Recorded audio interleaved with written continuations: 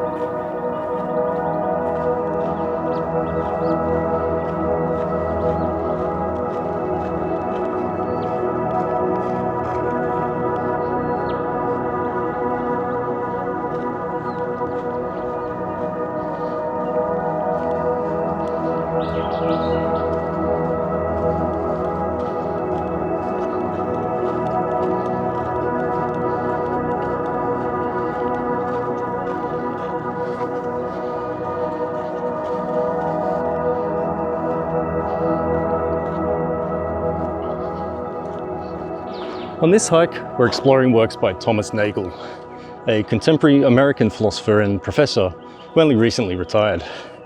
His book, Mortal Questions, is a collection of essays covering various topics, including the ethics of morality, death, metaphysics, and the philosophy of mind. So on our previous hike, we explored the work of Todd McGowan on alienation, where we looked at the gap between our subjectivity and symbolic identity, and how this creates a fundamental incompleteness in the human mind that we cannot overcome. This time, I thought we'd look at Nagel's view of the mind, a much more analytical take that concludes that consciousness cannot be fully reduced to objective facts, and we therefore cannot have a unified understanding of the human experience.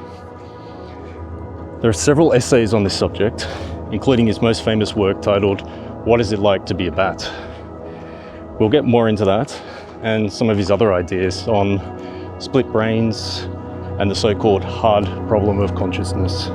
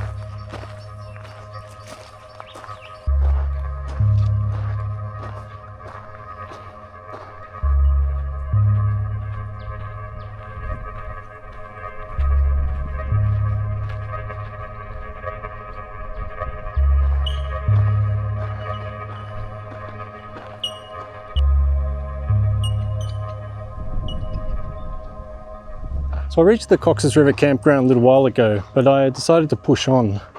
Basically, the river is very nice. The campsite itself, it's not great. It's next to a car park. When I arrived, quite a few people were turning up there, so I thought I'd push on along the 6-foot track to the next designated camping area and see what that's like. The big problem is, immediately after that campground, we've hit Fire Trail and it's all steep uphill. So it's been pretty hard going. Looks like a storm is just starting to pass over by though, so things are cooling down a bit. Hopefully that makes things easier.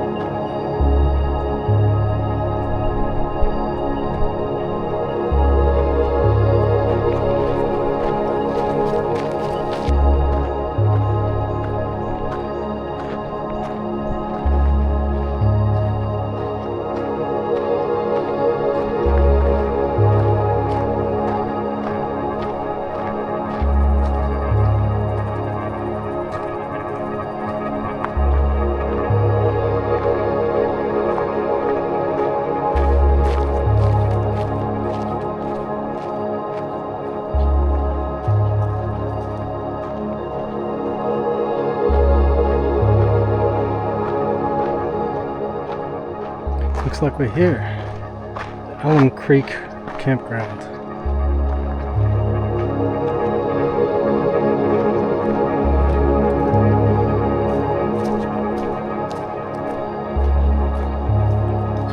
Looks like we're the only ones here, at least for now.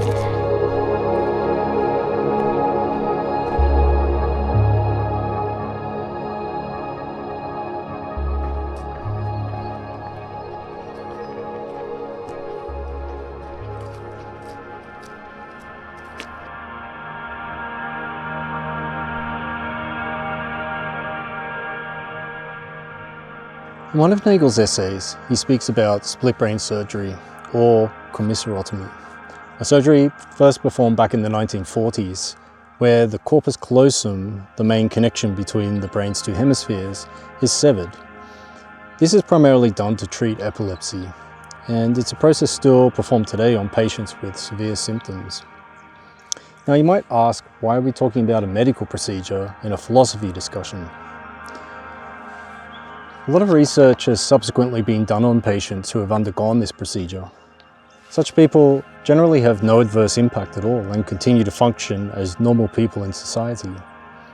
However, some very surprising results have been found in experiments where sensory input is segregated for these patients, that is, where visual inputs are limited to one side of their brains. Firstly, it's important to note that the left hemisphere of the brain controls speech. This is reversed in some people, but that doesn't matter for this discussion. The left hemisphere also controls the right side of the body. This means that the right hemisphere is non-verbal, although better at spatial and more holistic reasoning, and controls the left side of the body. In these experiments, it was found that when information such as an object is flashed exclusively to the right hemisphere, the patient is unable to verbally report what the object is. However, their left hand is able to pick the object out of a collection of objects provided to it.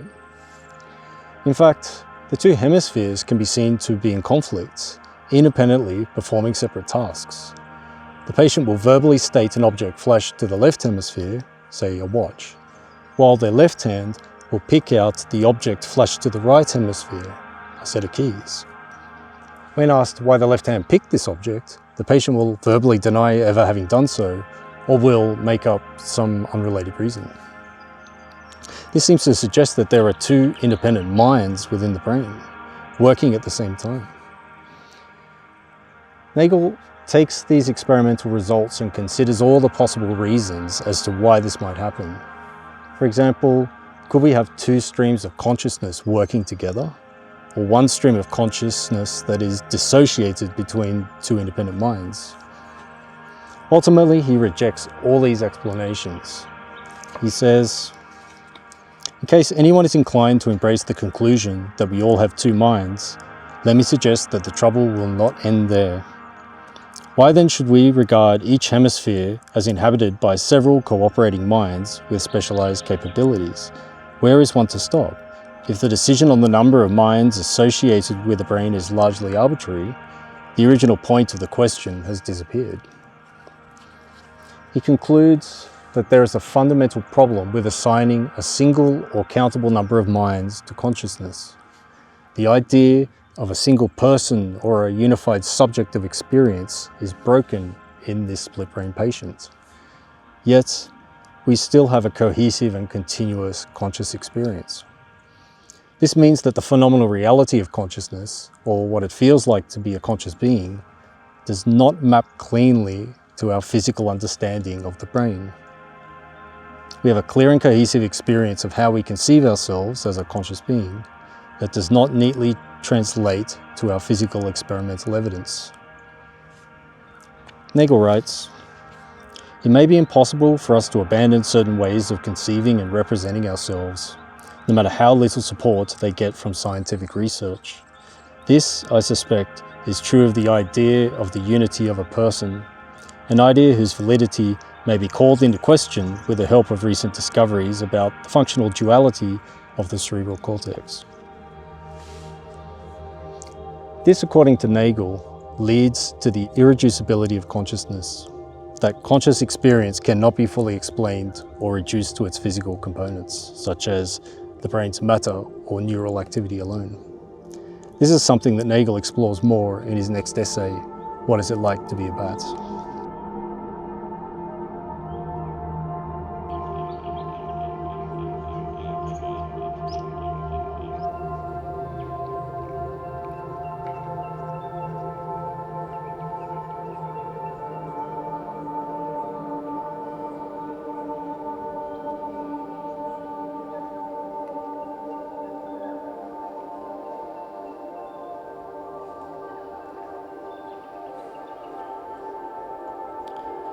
It's our local family of cows.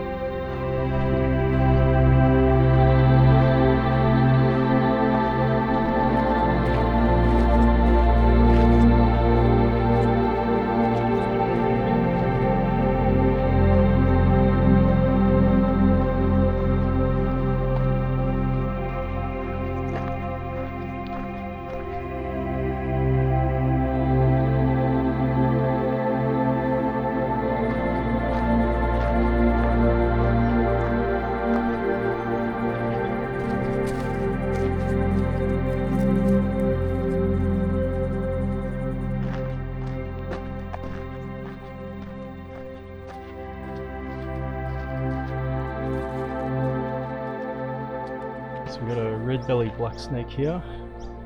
Didn't even notice it as I walked down the road. A little bit too close to it, I think.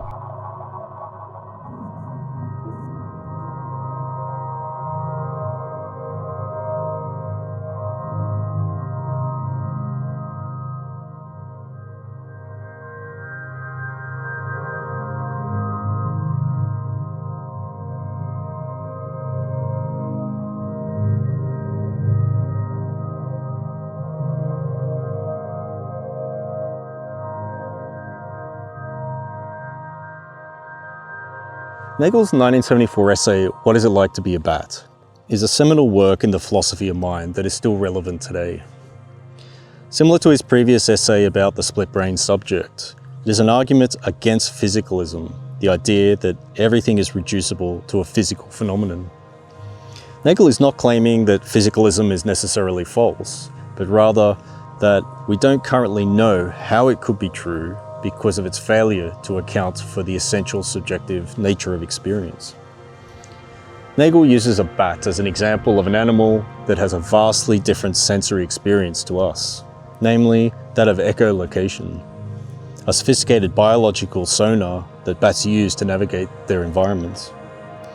His argument is based on subjective experience. We can look at the bat and understand its biological machinery for echolocation. It emits high-frequency sound pulses that bounce off objects in its environment, allowing it to build a detailed three-dimensional sound picture of its surroundings. But this is a reductive view that doesn't get at the bat's own subjective conscious experience. This is similar to how we might define the colour red. It is a particular wavelength of light. That's the reductive view. But what is it actually like to experience red as a person? We might be able to describe the experience to some degree. We could say it's vibrant or warm, but we cannot share the exact conscious state with another person. In this way, Nagel says that while we can imagine what it is like to be a bat, this is only in the context of our own human experience. For example, we might visualize a 3D space to simulate its echolocation. We cannot really know what it is like to inhabit that sonar-based three-dimensional understanding of the world. Nagel says, I want to know what it is like for a bat to be a bat. Insofar as I can imagine this, which is not very far, it tells me only what it would be like for me to behave as a bat behaves, but that is not the question. Nagel argues that the subjective experience is the most essential feature of consciousness. And any theory, like physicalism, that leaves this out cannot claim to have fully explained it. Moving to a high level of objectivity takes us further away from the phenomenon, not closer to its true nature. So until a concept is developed that can objectively characterize subjective experience, until we can know what it is like for a bat to be a bat, based only on the objective facts of its brain, we have no valid theory demonstrating that consciousness is purely a physical state. Therefore, physicalism is, at present, incoherent as a complete theory of mind. We simply cannot have the science of consciousness. He says, it is useless to base the defense of materialism on any analysis of mental phenomena that fails to deal explicitly with their subjective character. There is no reason to suppose that a reduction, which seems plausible when no attempt is made to account for consciousness, can be extended to include consciousness. What can we do with Nagel's ideas here? This knowledge gives us reason to take our own subjective experience seriously, that our own internal world matters and is not just reducible to brain chemistry or electrical signals. Our feelings, thoughts, and experiences are all genuine phenomenal facts about reality. Our internal world is real and irreducible. Any scientific or external description of our brains that ignores what it feels like is fundamentally incomplete. The subjective reality of our own experience is unique and is literally inaccessible to anyone else. Even if someone can perfectly empathize, they cannot know what it is like for you to be you. So here, we do have to be careful not to go too far. There is a lot of woo being sold out there in regard to mysticism, spiritualism, or pseudoscientific beliefs. The universe is pure consciousness, for example. Although I'm not saying I'm against being spiritual, but that is far from Nagel's message here. Nagel, as an analytical philosopher, is very careful in his argumentation to avoid vague, non-scientific claims. His argument is for non-reductionism, not dualism, which is the belief that we're made from both mind and matter, an idea famously popularized by Descartes. Interestingly, however, he also argues for Panpsychism, the idea that consciousness is a fundamental feature of reality, but this will require some nuance, so we'll discuss that later.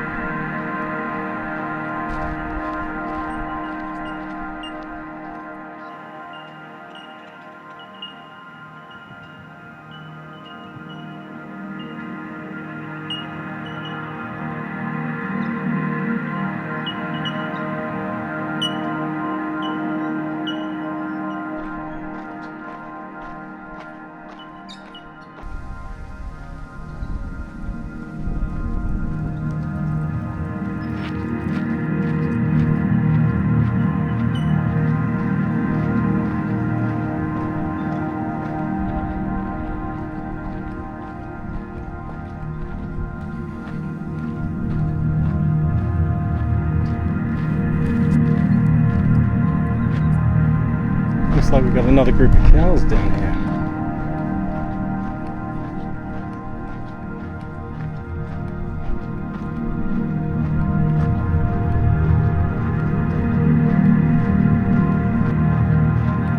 Alright, we're back to the Coxs River Campground.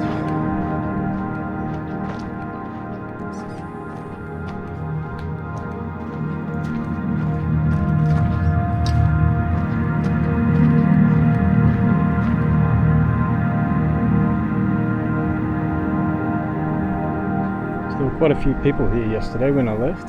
Looks like they've all packed up and left.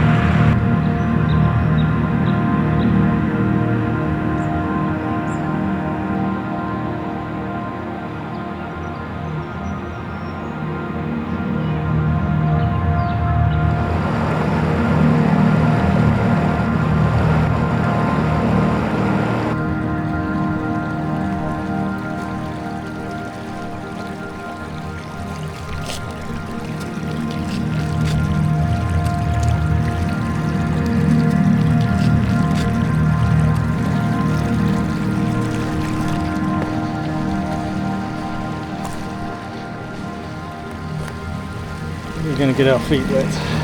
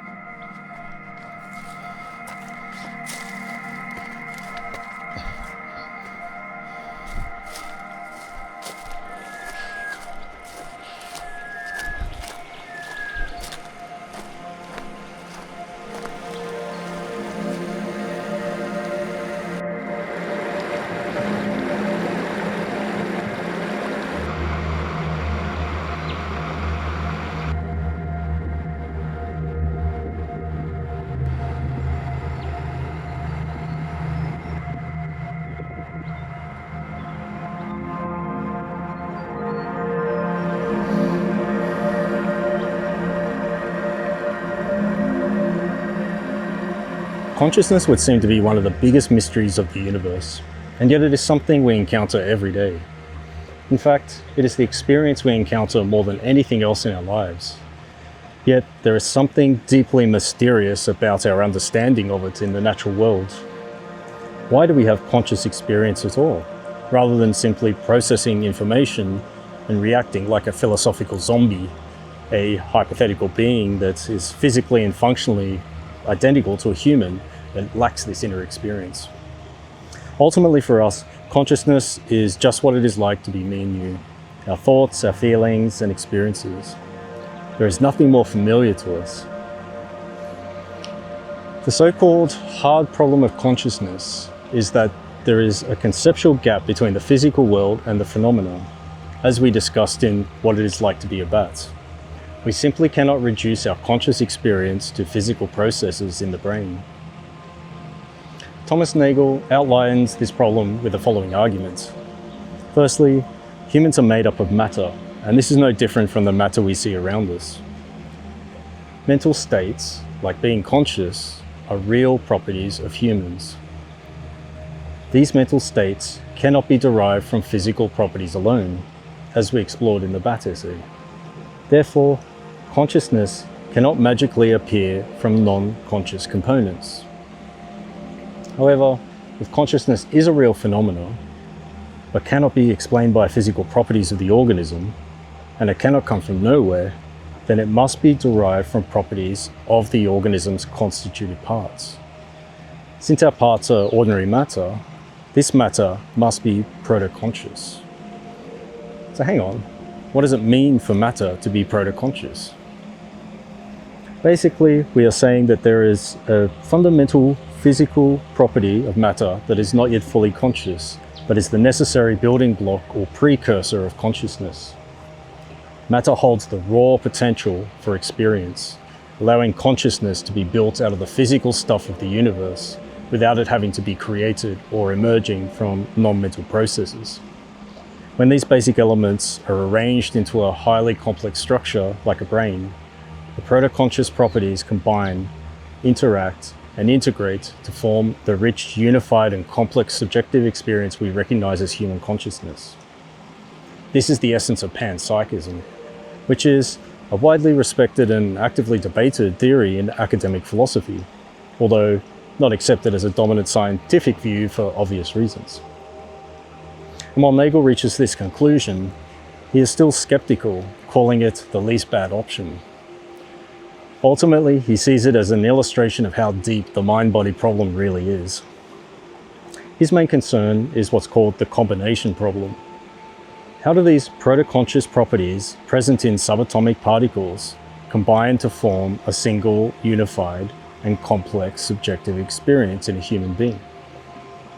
Combining atoms and molecules is easy, but aggregating experience is much harder.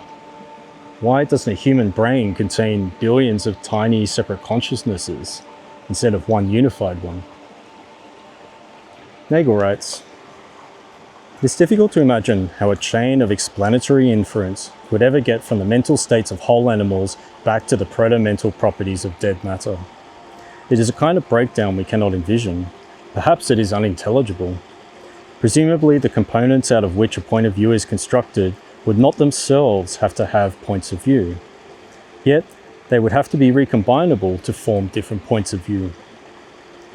For matter can be recombined to form other organisms with totally different forms of experience.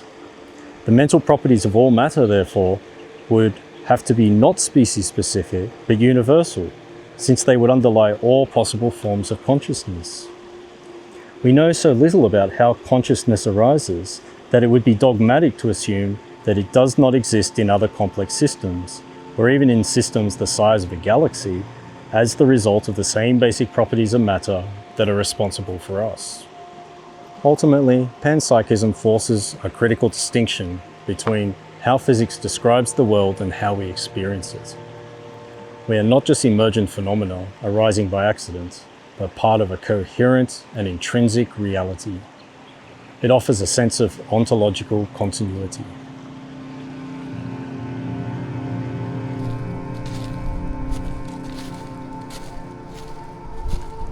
Here's the track.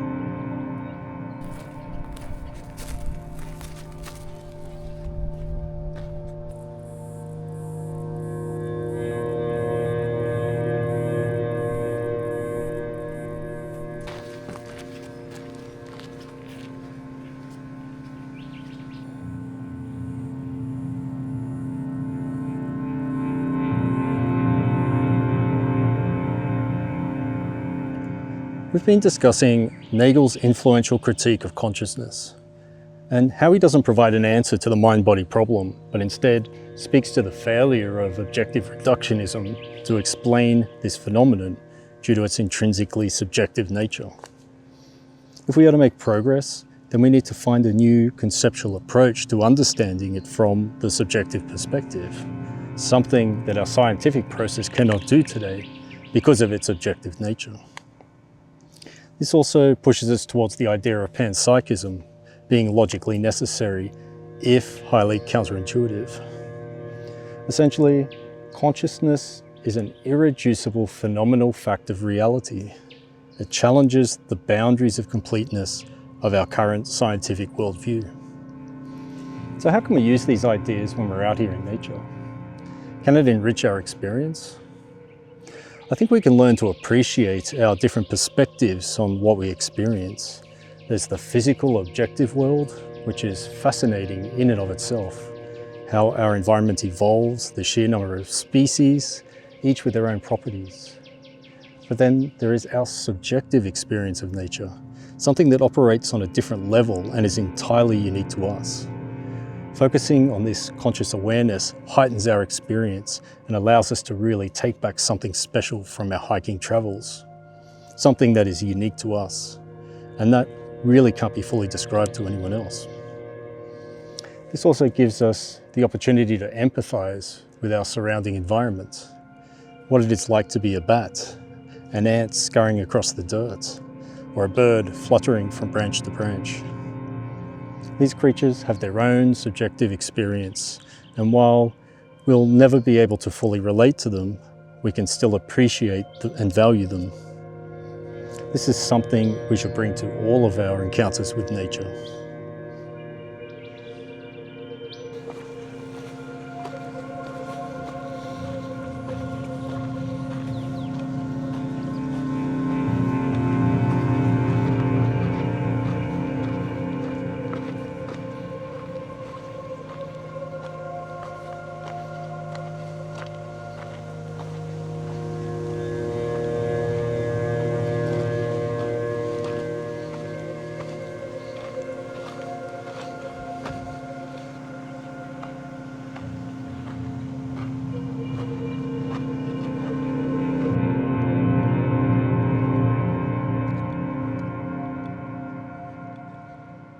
So some thoughts about the trip. I think the biggest takeaway is to always check that the trail you plan to hike, or even the road you're coming in on, is not closed for some reason.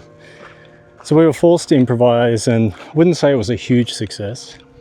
The section of the 6-foot track down to the Coxs River, it is very nice, but I wouldn't say it's the most difficult track. It's also very popular with day trekkers. The campground as well has road access, so it gets pretty busy on the weekend. So I ended up doing the next section of the 6-foot track down to Allum Creek, thinking that it would be a nice quiet campground. Well, it was certainly quiet, I was the only one there. There was also road access as well, so that means people were driving by quite late. The truth is, when I'm out in the bush camping on my own, I'm usually not scared. There's lots of wild animals around, but they won't hurt you. It's the people factor that's the thing to worry about. If you've got random people coming in that can access your campsite and you're the only one there, well, that can be a concern. The other issue is that that section of the 6-foot track from Coxs River Campground up to Allum Creek, it's all fire trail, it's very steep, uphill. It's perhaps the least interesting section of the 6-foot track. I haven't done the whole thing myself. I will at some point. But it was a pretty rough section and not very rewarding. But in the end, we did some good Ks, and ultimately, it's just really nice being out in the bush, so I don't regret any of it.